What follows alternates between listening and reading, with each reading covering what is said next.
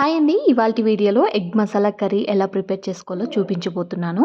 ఎప్పుడు చేసుకునే విధంగా కాకుండా ఇలా ఒక్కసారి చేసుకొని తినండి. చాలా బాగుంటుంది. కొంచెం డిఫరెంట్‌గా అండ్ టేస్ట్ అయితే చాలా బాగుంటుందండి. ముందుగా ఈ రెసిపీ ప్రిపేర్ చేసుకునే కంటే ముందు ఒక జార్ తీసుకుని ఆ జార్‌లోకి ఒక 5 లేదా ఒక 4 వరకు టొమాటోలనైతే చిన్న చిన్న ముక్కలుగా కట్ చేసుకొని వేసుకోండి. అందులోకి ఇప్పుడు ఒక స్పూన్ దాకా తరిగిన ఇలా కొబ్బరి ముక్కలన్నిటిని కూడా వేసేసుకోండి. ఇప్పుడు అందులోకి 7 లేదా 8 వరకు క్యాష్యూస్‌ని అయితే యాడ్ చేసుకోండి.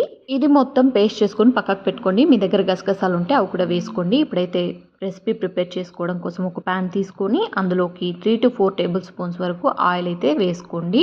ఆయిల్ బాగా హీట్ అయిన తర్వాత పోపు కోసము ఇందులోకి 2 టేబుల్ స్పూన్ ఆవాలు, అలాగే ఒక 2 రెమ్మల వరకు కరివేపాకు అయితే వేసుకోండి. ఇప్పుడు ఒక 2 లేదా 3 పచ్చిమిర్చి అయితే ముక్కలుగా చేసుకుని వేసుకోండి. అలాగే ఒక మీడియం సైజ్ ఆనియన్ అయితే తీసుకొని సన్న సన్న ముక్కలుగా అయితే కట్ చేసుకోండి. ఇలా మొత్తం కూడా విడిపోవాలి. అప్పుడే ఆనియన్స్ అనేటివి టేస్ట్ చాలా బాగుంటాయండి. అప్పుడే సరిగా అయితే మగ్గుతాయి.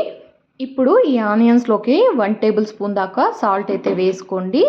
వేసుకున్న తర్వాత ఆనియన్స్ అనేటివి మనకి మంచిగా మగ్గుతాయి అన్నమాట. ఒక మంచి కలర్ అయితే వస్తుంది. త్వరగా మగ్గిపోతాయి సాల్ట్ అనేది ముందే యాడ్ చేస్తే. ఇప్పుడు ఇందులోకి 1 టేబుల్ స్పూన్ దాకా అల్లం వెల్లుల్లి పేస్ట్ కూడా యాడ్ చేసుకోండి. అలాగే 1/2 టీ స్పూన్ దాకా పసుపు అయితే యాడ్ చేసుకోండి. 1/2 టీ స్పూన్ కూడా అవసరం లేదండి. ఒక 2 లేదా 3 చిటికలు వేసుకుంటే సరిపోతుంది. ఇందులోకి 1/2 టీ స్పూన్ జీలకర్ర పొడి, అలాగే 1 ఫుల్ టీ స్పూన్ వచ్చేసి ధనియాల పొడి అయితే వేసుకోండి. అలాగే 1 టీ స్పూన్ దాకా ఇలా కారం అయితే వేసుకోండి.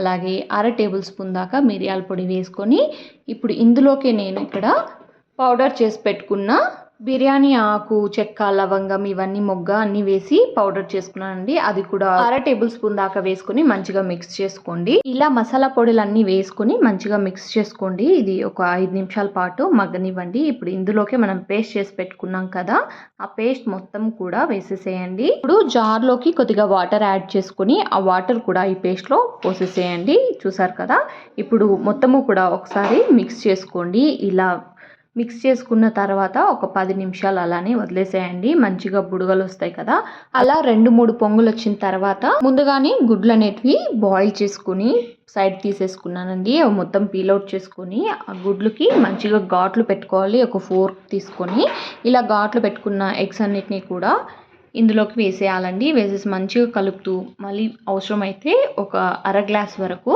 వాటర్ అయితే యాడ్ చేసుకోండి. అది కూడా టీ గ్లాస్ అండి, మరీ ఎక్కువ వాటర్ అయితే వేయద్దు, బాగుండదు.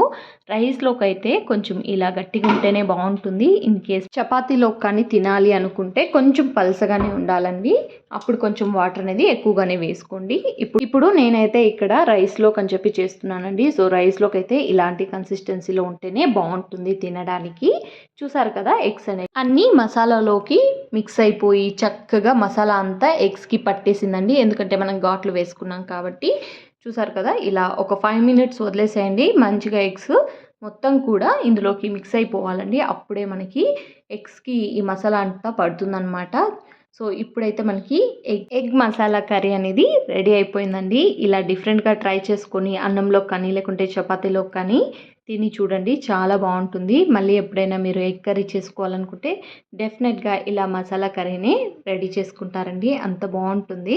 అండ్ ఈ వీడియో కనుక మీకు నచ్చినట్లయితే please like, share, comment and subscribe my channel. Thank you so much for watching this video and keep support my channel. Thank you.